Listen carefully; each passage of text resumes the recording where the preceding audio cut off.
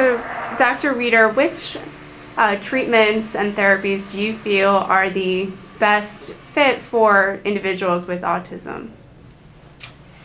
Well, that is a very complicated question because obviously autism is not one thing. There are many, many aspects of autism.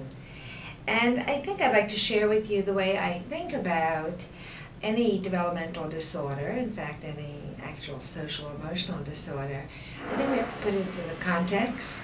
So there are many treatments and techniques that arise, and the important thing is to know to what degree they might support your more basic goals.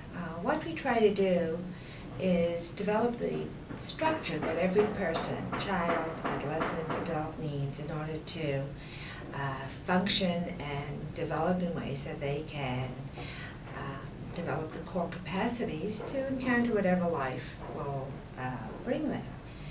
In the model that I represent, which is called the DIR model, which stands for developmental, that's the D, I, individual differences, R, relationship-based, we really believe we have to build a structure for every person. This is a model that was developed with Stanley Greenspan, the late Stanley Greenspan, with whom I worked for over 30 years, where through our experiences we began to recognize the gaps in development we saw and had to formulate what it is that forms progression in development.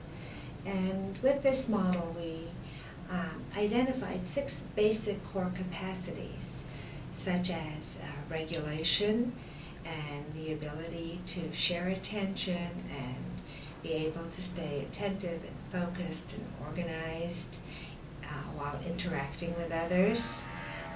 Forming a relationship. Our biggest goal in life, of course, is to develop the trust and the intimacy and the capacity to have a sense of self and who we are and who we are in relationship to others.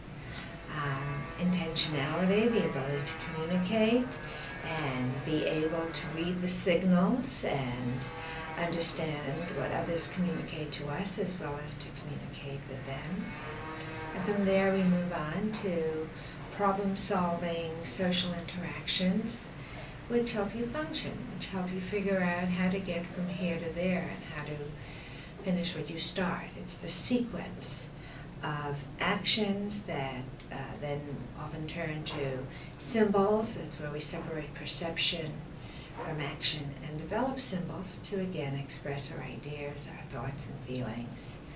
And these 4 essentially pre-verbal capacities form the foundation for symbolic thinking, for creative ideas, for becoming logical, for understanding reality and testing reality, for knowing how we feel in all kinds of ways. And when you think about any technique or any strategy, the question that you have to ask is, well, how will this contribute to either the development of these core capacities or strengthening these core capacities in order to help development move forward. So there are many experiences. We don't develop out of nowhere. We develop through experience. And in the DIR model, we develop through the use of affect, which conveys what things mean. And it's the affect that's conveyed through your tone of voice, your gestures, the way you look.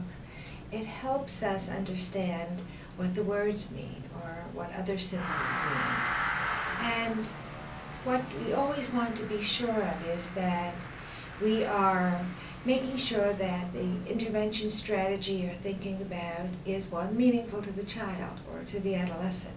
It has to be meaningful, it has to be comprehended, it has to contribute to some sense of who they are, because development is a process of discovery. And if some early discoveries come through pleasure, that's how we learn cause and effect. We like something, we want more of it. We try to find out how other people can help us achieve or get what we'd like to have and share with them. So through this affect signaling system, we can use different approaches when they're suitable for the individual profile. The notion of the individual is central to our approach because everyone comes into the world with their own unique profile, their own unique capacities to understand what they see, what they hear, how to move, where to go, how to relate.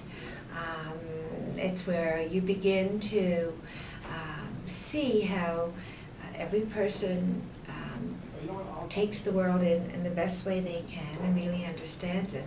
You know, even a very, very young infant begins to smile when you smile at them. And then we smile back. We begin a chain of what we call circles of communication, which allows us to stay engaged, to stay connected, and to really expand.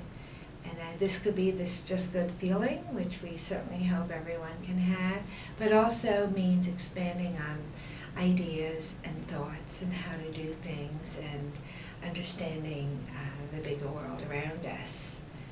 So if you are thinking of an experience that you feel a certain strategy can offer, it's important to see, one, is it relationship-based? Will you be interacting with someone who will help you learn? Generally, parents do this at first. Later, teachers, therapists, friends join this process with you.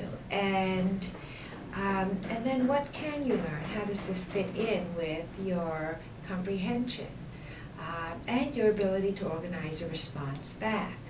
One of the things we know about autism is it's a disorder that seems to have disconnects, that often our messages don't go where they have to go right away. So we're trying to find ways to build connections.